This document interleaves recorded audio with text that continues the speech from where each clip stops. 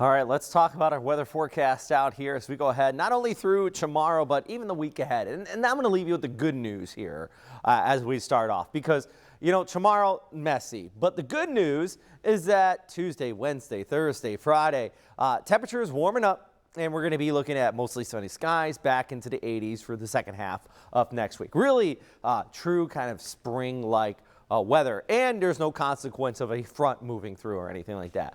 Unlike tomorrow, where, yes, we will get up into the 80s, but it's going to be windy prior to that rainfall throughout the morning, and then the showers will be arriving. So let's first look at tonight.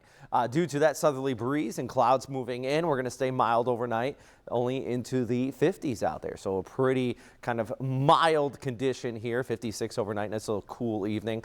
But then tomorrow we get up to that 81 with those storms kicking in. As I mentioned, that southerly breeze 10 to maybe 30 miles per hour at times with gustier conditions, not severe weather related. That's just your standard kind of southerly breeze ahead of the front itself. Sunrise will be at 7:08, sunset at 6:15 p.m. And that's about the time I do expect storms to start to make their way closer to the Jacksonville area. So where are those storms now? Well, they're out here towards the west. We've been tracking them throughout the day today. Likely going to see some nocturnal severe storms overnight in eastern Texas, moving into Louisiana. Really hate seeing that. That's the type of stuff that can get a little scary.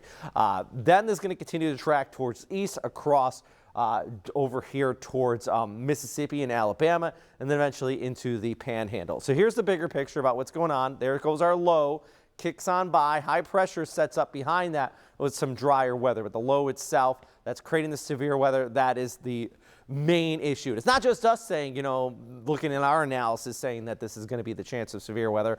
The severe weather outlook from the Storm Prediction Center also indicating basically the entire First Coast in that slight risk, that 2 out of 5 here, for mainly the risk of some straight line winds, but there is that threat of an isolated tornado spin up. We're going to have a lot of wind shear kind of in here that could cause some localized rotation. But I think the main issue is going to be the linear kind of storms here that are racing west to east that are going to have some gusty kind of winds out ahead of them. So here you go, timing it out. There goes about 2, 3 o'clock, passes by Lake City, running up I-10 over towards Brunswick, about 4 or 5, right over Jacksonville. So late afternoon, early evening, eventually into St. Augustine by about 6, 7 o'clock. And then by later on into the evening, it does start to clear out with still some lingering showers on the back side of it. So one more time, a weather impact alert. We will be monitoring this throughout the day. Weather teams all on deck here. So tomorrow, make sure you have the FCN Plus, that First Coast News app, downloaded on your phone. You can stream live. We'll be tracking with the Protector and in the studio, monitoring these storms here for you.